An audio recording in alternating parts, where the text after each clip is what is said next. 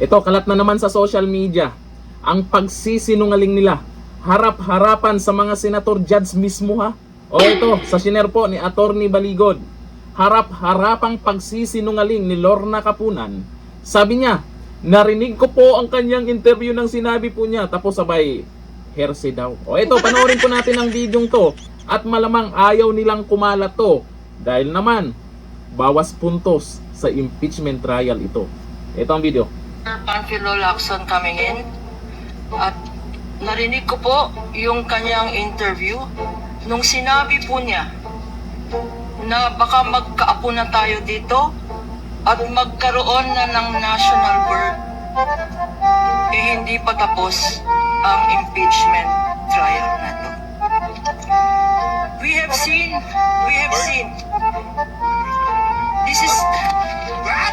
Mami said national bird. Hindi po ba, Senator Lacson?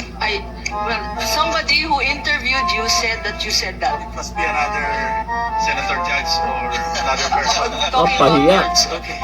Please proceed, ma'am. I never talked about birds. Nakakahiya. Pero ang sagot niya dyan, dahil napahiya na nga, Then definitely my information was hearsay. yan, ganyan.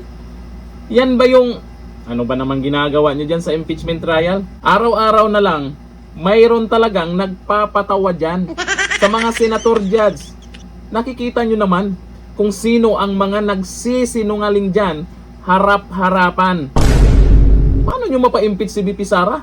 Kung ganyan lang yung lumalabas sa social media, nagba-viral pa. Kasi naman sa totoo lang, hindi na interesado ang mga tao dyan sa impeachment trial. May nanonood dahil inaabangan kung anong klaseng patawa ang ginagawa nyo dyan. Tuwing impeachment trial, eto, ganito. Puro patawa kasi yung mga atat na ma-impeach si VP Sara. Hindi naman impeachment trial na yung nangyayari dyan. Ano kaya sa tingin nyo? Hanggang dito na lang, thank you. Bye-bye.